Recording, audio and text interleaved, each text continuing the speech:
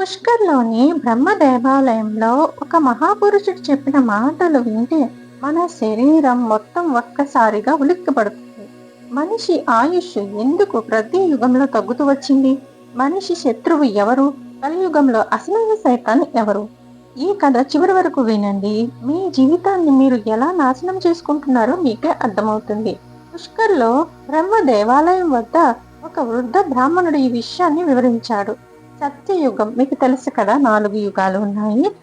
సత్యయుగం అప్పుడు మనిషి 100,000 సంవత్సరాలు బతికాడంట. అతని ఆయుస్సు 100,000 సంవత్సరాలు. తరువాత త్రేతాయుగం వచ్చింది.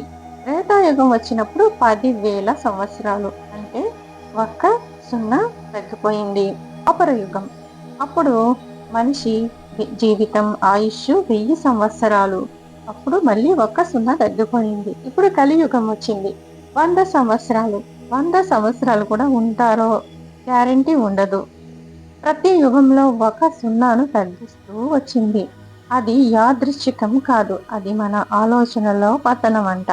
అతను ఇంకొక ఆశ్చర్యకరమైన విషయాన్ని చెప్పాడు. సేతాన్ ఉంటారు కదా!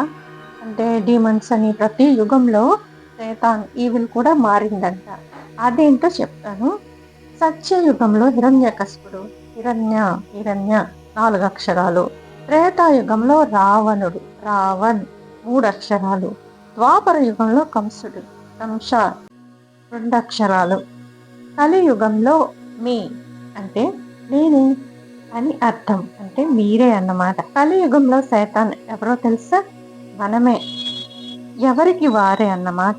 అయితే ఇక్కడ ఏంటంటే మనము సైతాన్ ఎక్కడో మన బెడ్ కింద ఎక్కడో ఉన్నారు, మనకి జరిపిస్తారు అనేసి ఎక్కడో ఉన్నారు అనుకుంటాం. కానీ మనకి మనమే శత్రువు అన్నమాట. మన జీవితం మనమే ఎలా నాశనం చేసుకుంటామో, మనలో మన భూతం ఎక్కడుంది అంటే మంచం కింద ఎక్కడో కాదు, మన బుర్రలోనే ఉంది అని అర్థం. ఇవన్నీ చెప్తా ఉంటే అలా ఉండిపోయిందంట ఆవిడ. మనల్ని మనమే నాశనం చేసుకుంటున్నాం. మన జీవితాలు చిన్నవవుతున్నాయి, శాంతి తగ్గిపోతుంది, సంతోషం మాయమవుతుంది. ఎందుకంటే ఈ యుగంలో సైతాను బయట లేడు, మన బుర్రలోనే ఉన్నాడు. అర్థమైందా ఫ్రెండ్స్? మీ మనసుని తాకింటే మీ ఆలోచనలు మార్చుకోవాల్సిన సమయం వచ్చింది. మనలోని సైతాన్ని జయిస్తేనే మన జీవితాలు మళ్ళీ వెలుగులోకి నింపుకోవచ్చు. మీకు ఈ కథ నచ్చితే లైక్ చేయండి. మీ అభిప్రాయం కామెంట్ చేయండి. మీ వాళ్ళతో షేర్ చేసుకోండి. ఇంకా ఇలాంటి హృదయాన్ని తాకే కథల కోసం స్టోరీ వ్లాగ్స్ ఛానల్ని సబ్స్క్రైబ్ చేసుకోండి.